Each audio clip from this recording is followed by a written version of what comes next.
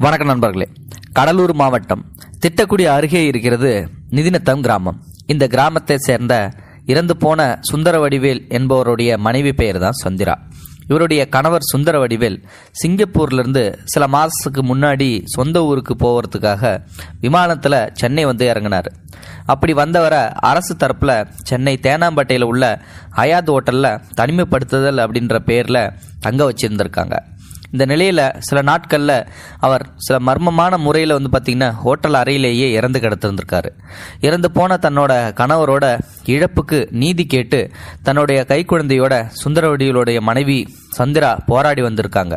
இது சம்பந்தமான பிரேத பரிசோதனை அறிக்கையில் காவல் நிலையத்தில் பதிவு செய்யப்பட்ட வழக்கோட ஜெராக்ஸு, அப்புறம் இறப்பு சான்றிதழ், இப்படிப்பட்ட பல்வேறு சான்றிதழ்களை வாங்கிறதுக்காக சென்னைக்கும் ஊருக்கும் சந்திரா குழந்தையோட அவ்வப்போது போயிட்டு வந்துட்டு இருந்திருக்காங்க.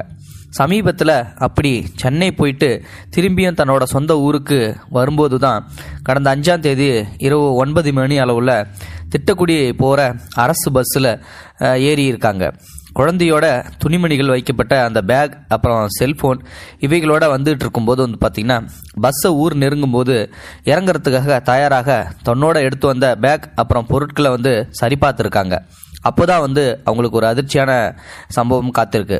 அவங்க பேக்கில் இருந்த செல்ஃபோனும் பணம் 2300 ரூபாயையும் காணலை. இதனால் பதறி போய் கதறி அந்த இடத்துலேயே அழுதுருக்காங்க சந்திரா. அதை கண்ட பஸ் கண்டக்டரான சையத் தஸ்தகீர் ஷாஜகான் அப்படின்றவர் கிட்ட வந்து, என்னம்மா ஏன் அழுதுகிட்டு இருக்க, என்ன நடந்துச்சு அப்படின்னு சொல்லிட்டு வந்து கேட்டார். உடனே தன்னோட செல்ஃபோனையும் பணத்தையும் யாரையும் எடுத்துகிட்டு போயிட்டாங்க அப்படின்னு சொல்லிட்டு கூறி அழுதுள்ளாங்க. அப்போ தான் வந்து பார்த்தீங்கன்னா சந்திரா உட்காந்துருந்த அந்த சீட்டுக்கு பின்னாடி ஒரு இளைஞன் ஒருத்தன் உட்காந்துருந்துருக்கான். அவன் மேலே தான் சந்தேகமாக இருக்குது அப்படின்னு சொல்லிட்டு அந்த கண்டக்டர் சொல்கிறாரு. அவன் சென்னையில் வந்து பஸ் ஏறினான். ஆனால் அரசூர் என்னோட சொந்த ஊருன்னு சொல்லி அவன் அரசூருக்கு தான் டிக்கெட் எடுத்தான். ஆனால் என்னன்னு சொல்லிட்டு வந்து தெரியல, திடீர்னு அவன் மேல்மருவத்தூர்லேயே இறங்கிக்கிட்டான். அவன் இறங்க போனப்போ, நீ டிக்கெட் எடுத்தது அரசூருக்கு, ஏன் இங்கேயே மருவத்தூர்லேயே இறங்குற, மேல்மருவத்தூர்லேயே இறங்குற அப்படின்னு சொல்லிட்டு வந்து கேட்டப்போ, அவன் வந்து உறவினரோட வீட்டுக்கு நான் வந்து போகிறேன், மறுநாள் வந்து நான் ஊருக்கு போய்க்கிறேன் அப்படின்னு சொல்லிட்டு வந்து சொன்னான். இப்போ எனக்கு அவன் மேலே தான் சந்தேகமாக இருக்குது. அவனை தேடி கண்டுபிடிச்சி எப்படியாவது வந்து அவன்கிட்ட இருந்த பணத்தை மீட்டரணும் அப்படின்னு சொல்லிட்டு அந்த கண்டக்டர் சொல்லியிருக்காரு. அதுக்கப்புறம் வந்து பார்த்தீங்கன்னா தன்னோட கணவர் சிங்கப்பூர்லேருந்து வந்து ஹயாத் ஹோட்டலில் மர்மமான முறையில் இருந்தபோது சம்பவத்தை கூறி அழுதாங்க சந்திரா. என் கணவர் வந்து அந்த செல்ஃபோனில் உயிரோடு இருக்கும்போது பேசின வார்த்தைகள், வீடியோ எல்லாம் காட்சியாக பதிவாகிருக்குது. அதை தான் வந்து வச்சுருக்கேன். அவரோட புகைப்படங்களும் அதில் தான் இருக்குது. அவரோட ஞாபகார்த்தமாக அதை நான் பத்திரமா பாதுகாத்துட்டு வந்தேன். அப்படிப்பட்ட செல்ஃபோனை நான் இப்போ பறி கொடுத்தது ரொம்ப வேதனையாக இருக்குது. பணம் 2500 ரூபா எனக்கு போனால் கூட பரவாயில்ல, எனக்கு என் செல்ஃபோன் மட்டும் கிடைச்சா கூட போதும். ஏன்னா என் கணவர் கடைசியாக பேசின வார்த்தைகள், என்னோட கணவரோட புகைப்படங்கள் எல்லாமே அதில் இருக்குது. நானும் என் கணவரும் சேர்ந்து எடுத்துக்கிட்ட புகைப்படங்களை இப்படி தவறு விட்டுமேன்னு சொல்லி எனக்கு ரொம்ப வருத்தமாக இருக்குன்னு சொல்லி அழுதுருக்காங்க. அப்போ தான் கண்டக்டர் சையத் தஸ்கீர் ஷாஜகான் வந்து, அந்த பெண் வந்து பார்த்தீங்கன்னா, நீங்கள் தானா உங்கள் கணவர் இறந்ததுக்கப்புறம் நீங்கள் பேசி வீடியோ வெளியிட்ட காட்சியும் உங்களோட கணவர் இறப்பு சம்பந்தமான உங்களோட பேட்டி படங்களையும் பத்திரிகை மீடியாவெல்லாம் நான் பார்த்துருக்கேன் அப்படின்னு சொல்லிட்டு வந்து அந்த பெண்ணு நீங்கள் தானான்னு சொல்லி கேட்டிருக்காங்க. ஆமாம், அந்த பெண்ணு நான் தான் அப்படின்னு சொல்லிட்டு வந்து சொல்லியிருக்காங்க. அதுக்கப்புறம் பஸ் வந்து திட்டக்குடி வந்து சேர்ந்துருது. உடனே பஸ்ஸில் இருந்து இறங்கிய சந்திரா ஆட்டோ பிடிச்சி தன்னோட ஊரான நத்தத்துக்கு போயிட்டாங்க. அப்படியே ஊருக்கு போனதும் அங்கேருந்து வேறொரு செல்ஃபோன்லேருந்து திருடு போன செல்ஃபோனுக்கு அப்பப்போ தொடர்பு கொண்டுடைய ட்ரை பண்ணியிருக்காங்க.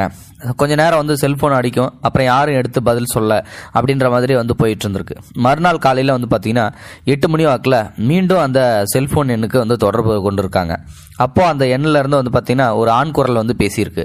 அப்போ அந்த சந்திரா வந்து அழுதுபடியே, என்னோட செல்ஃபோனை மட்டுமாவது என்கிட்ட கொடுத்துருங்க அப்படின்னு சொல்லிட்டு வந்து கெஞ்சிருக்காங்க. ஏன்னா என் கணவர் வந்து இறந்து போகிறதுக்கு முன்னாடி கடைசியாக அதில் வந்து வீடியோவும் புகைப்படமும் இருக்குது. நீங்கள் பணத்தை கூட எடுத்துகிட்டு போயிடுங்க, தயவு செஞ்சு என் செல்ஃபோனை வந்து கொடுத்துருங்க, என் கணவரோட ஞாபகமாக அது மட்டும்தான் இருக்குது அப்படின்னு சொல்லிட்டு கெஞ்சிருக்காங்க. அதில் பேசிய அந்த ஆண் குரல் வந்து பார்த்தீங்கன்னா, அம்மா நீங்கள் கவலைப்பட வேணாம், நான் தான் பஸ் கண்டக்டர் சையத் தஸ்கீர் ஷாஜகான் பேசுகிறேன், உங்கள் செல்ஃபோனை கொண்டு வந்துட்டேன், கருவேப்பிலை குறிச்சி வந்து நீங்கள் வாங்கிக்கிங்க அப்படின்னு சொல்லிட்டு வந்து சொல்லியிருக்காரு. உடனே அவங்களுக்கு ரொம்ப ஷாக் ஆகிடுச்சு. என்னடா அது, ஃபோனே எடுக்காமல் இருந்தது, திடீர்னு எடுத்த ஒரு கண்டக்டர்னு சொல்கிறாரு அப்படின்னு சொல்லிட்டு. சரி போய் பார்ப்போம் அப்படின்னு சொல்லிட்டு கருவேப்பிலங்குறிச்சிக்கு போயிட்டு சந்திரா வந்து பார்த்தீங்கன்னா அந்த செல்ஃபோனை வந்து வாங்குறாங்க அந்த கண்டக்டர்கிட்ட இருந்து. அதே மாதிரி திருடு போன 2500 ரூபாய் பணத்திலையும் 1300 ரூபாய் பணத்தையும் கண்டக்டர் சையத் தஸ்கர் ஷாஜகான் திருப்பி கொடுத்துருக்காங்க. இது எப்படி கிடைச்சிது அப்படின்னு சொல்லிட்டு வந்து சந்திரா அந்த கண்டக்டரான தஸ்கர் ஷாஜகான் கிட்ட கேட்டப்போ அவங்க சொல்கிறாங்க, நீ பணத்தையும் செல்ஃபோனையும் பறி கொடுத்துட்டு பஸ்ஸில் அழுதுபடியே உன்னோட கணவரை இழந்து தவிக்கிற நிலையை வந்து சொன்னப்போ என் மனசு ரொம்ப வருத்தமாயிடுச்சு. நான் வந்து என்னோட வேலையை முடிச்சதுக்கப்புறம் பஸ்ஸை கொண்டு போய் திட்டக்குடி டிப்போவில் வந்து போட்டுட்டு அப்படியே தொழுதூர் வரைக்கும் போய் அங்கேருந்து ஒரு வாடகை காரை எடுத்துக்கிட்டேன். பஸ்ஸில் இருந்து மேல்மருவத்தூரில் இறங்கி அந்த இளைஞனை என்கிட்ட அரசூர் வர டிக்கெட் எடுத்தான். அதை நான் வந்து ஞாபகத்தில் இருந்தது. அதனால் நான் எப்படியும் அவனை கண்டுபிடிச்சிருவேன் அப்படின்ற நம்பிக்கையிலே போயிட்டு அரசூர் போனேன். முதல்ல அங்கேருந்து ஆட்டோ டிரைவர்கிட்ட அந்த இளைஞனோட அடையாளத்தை கூறி விசாரித்தேன். முதல்ல எல்லாரும் தயங்கினாங்க. அதுக்கப்புறம் அந்த இளைஞன் வந்து பார்த்தீங்கன்னா வேறொரு பஸ்ஸில் வந்து இறங்கி ஆட்டோவில் தன்னோட ஊரான ஆலப்பாக்கம் அந்த ஊருக்கு போனதாக வந்து சொன்னாங்க. அந்த ஆட்டோ டிரைவர் வந்து பார்த்தீங்கன்னா என்னை அந்த ஊருக்கே அழைச்சி கொண்டு போய் விட்டுட்டு அந்த இளைஞனோட வீட்டையும் வந்து அடையாளம் காட்டிட்டார். சுமார் 80 கிலோமீட்டர் தூரம் பயணித்து அவனோட வீட்டை நாங்கள் அடைஞ்சோம். அதுக்கப்புறம் அந்த இளைஞன்ட்ட வந்து போயிட்டு அந்த செல்ஃபோனையும் வந்து ஒழுங்காக பணத்தையும் வந்து கொடுத்துரு அப்படின்னு சொல்லிட்டு வந்து முதல்ல கேட்டேன். முதல்ல வந்து அவன் வந்து நான் எடுக்கவே இல்லை அப்படின்னு சொல்லிட்டு வந்து மறுத்தான். நான் வந்து போலீஸில் வந்து புகார் கொடுக்க போகிறேன் அப்படின்னு சொல்லிட்டு ரொம்ப மிரட்டினதுக்கப்புறம் செல்ஃபோனையும் 1300 ரூபாய் பணத்தையும் வந்து கொடுத்தான். 2500 ரூபாயில் 1200 ரூபா நான் செலவு பண்ணிட்டேன், மீதி இதான் காசு, இதாங்க செல்ஃபோனு அப்படின்னு சொல்லிட்டு போலீஸ் சொன்ன உடனே பயந்து கொண்டு போயிட்டு மறுபடியும் வந்து கொடுத்துட்றான். மீதி 1200 ரூபாய் வந்து செலவழிச்சிட்டு தான் வந்து சொன்னான். பார்த்தீங்களா, இதோ உங்களோட செல்ஃபோனும் அப்படின்னு சொல்லிட்டு என்கிட்ட வந்து திருப்பி கொடுத்ததுக்கப்புறம் தான் எனக்கு கொஞ்சம் மனசு நிம்மதியாச்சு. அந்த பொண்ணோட செல்ஃபோன் கிடச்சிச்சு, பணம் கிடச்சிச்சு அப்படின்னு சொல்லிட்டு. இது குறித்து கண்டக்டர் சையத் வந்து என்ன சொல்றாரு அப்படின்னா, நம்மளோட பேருந்தில் வர நபர்களுக்கு நாம் தான் சார் அக்கறையாக எடுத்துக்கணும். அப்போதான் வந்து அவங்களுக்கும் நம்ம பாதுகாப்பான நடத்துனர் அப்படின்ற ஒரு எண்ணம் வந்து வரும். அதே மாதிரி ஓட்டுநரும் நடந்து கொள்ளணும் அப்படின்ற ஒரு நிம்மதி கிடைக்கும். இதெல்லாம் விட அந்த பெண்ணோட உடைமைகளை கண்டுபிடித்து கொடுக்க எனக்கு நிம்மதியாக இருந்துச்சு, மன நிறைவாக இருந்துச்சு சார் அப்படின்னு சொல்லிட்டு வந்து சொல்றாரு. உடனே வந்து அந்த பொண்ணுகிட்ட வந்து கேட்குறாங்க அடுத்து. அதுக்கப்புறம் முன்பின் தெரியாத அந்த கண்டக்டர் சையத் தஸ்கர் ஷாஜகான் சகோதரர் மனப்பான்மையை எண்ணி கண்ணீர் விட்டு அழுதுள்ளாரு. என்னோட உற்றார் உறவினர்கள் கூட எனக்கு வந்து கணவர் இறப்புக்கு அப்புறம் உதவி வந்து செய்ய யாருமே இல்லை, உபத்திரம் தான் வந்து செஞ்சாங்க. ஆனால் நல்ல உள்ளம் கொண்ட அந்த கண்டக்டர் எனக்காக வாடகை காரை எடுத்துட்டு கொண்டு போய் அவனை துரத்திட்டு போய் அவனை பிடிச்சி அவங்ககிட்ட இருந்த பணத்தையும் செல்போனையும் பிடிச்சு கொண்டு வந்து கொடுத்துருக்காரு. எனக்கு உண்மையிலுமே இது நெகிழ்ச்சியாக தான் இருக்குது. எனக்கு என்ன சொல்றதுனே வந்து தெரியல, எனக்கு வந்து சொல்ல வார்த்தையே வரல அப்படின்னு சொல்லிட்டு சொல்றாங்க. கண்ணீருள்ள வந்து தத்தளிக்கிறாங்க. அவரோட நல்ல குணத்துக்கும் நல்ல செயலுக்கும் நிச்சயமா வந்து அவர் நல்லபடியாக வாழ்க்கையில் இருக்கணும் அப்படின்னு சொல்லிட்டு அந்த நீதி கேட்டு வந்துட்டு இருக்கிற அந்த அப்ளை பெண் சந்திரா வந்து சொல்றாங்க. உண்மையிலுமே சையத் தஸ்கர் ஷாஜகான் வந்து ஒரு மிகப்பெரிய செயலை செஞ்சிருக்கான்னு தான் சொல்லலாம். ஏன்னா பக்கத்தில் இருந்தால் வந்து இப்போ ஓடி போய் பிடிச்சிட்டு வர்றது வேற. ஆனால் மேல்மருவத்தூரில் இறங்கின அந்த பையனை அரசூர் வரைக்கும் போய் வாடகை காரை எடுத்துகிட்டு போய் பிடிச்சிட்டு வராருன்னா உண்மையிலுமே இந்த செயல் வந்து பாராட்டக்கூடியது.